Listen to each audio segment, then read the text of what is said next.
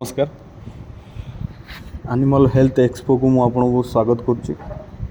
आज आम एक विशेष टॉपिक उपरे कथा हवा विटामिन एच बा बायोटिन बा बी कॉम्प्लेक्स रो B7।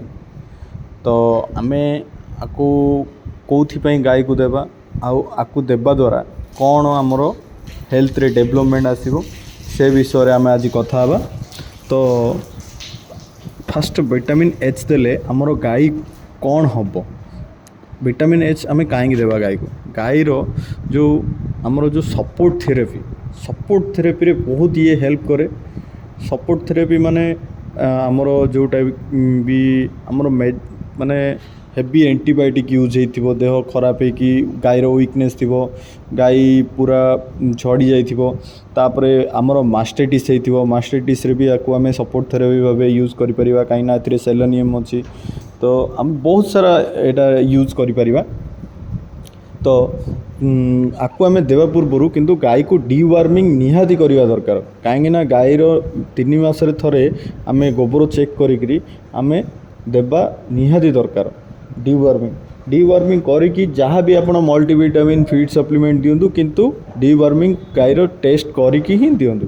तापर आपको आम देवा द्वारा गायर कौन कौन स्किन रे डेवलपमेंट आसे आमर जो स्किन टा रफनेस देखा जाए स्किन बहुत माने स्मूथ आउ ग्लसी हुए जमती कि आमर जो गायर एंटीबायोटिक पर माने लगातार एंटीबायोटिक कोर्स पर आमर जो गायर स्किन जाक झड़ी जाता है लोम गुड़ाक झड़ी जाता है से भी आम विटामिन एच देले आमर स्किन रो डेवलपमेंट हुए।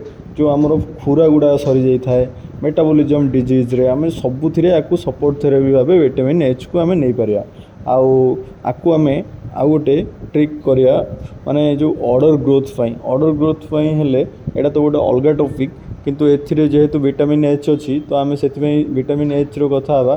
तो ऑर्डर ग्रोथ हम माने केमती जोटा आमर प्रेग्नेंट थी फास्ट टाइमर सेकेंड टाइमर ही आम आपको डेवलप कर बट फास्ट टाइमर बेसी आम रिजल्ट पाया।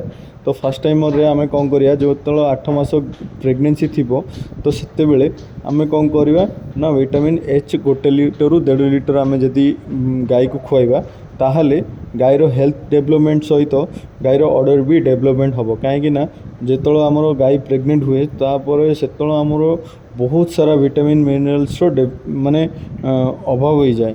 तो से आम कौन कर निहाती दरकार ना आमको मल्टीविटामिन मल्टी मिनरल्स आम चिलेटेड चिलेटेड ये सब मिनरल्स आम निहाती देवा दरकार ताहले आम गाय सुस्थ सबल रहिबो। आउ जो आमर गायर जो पछरे जो दला पड़े माने इजिली दला पड़ इजी डिलीवरी हो।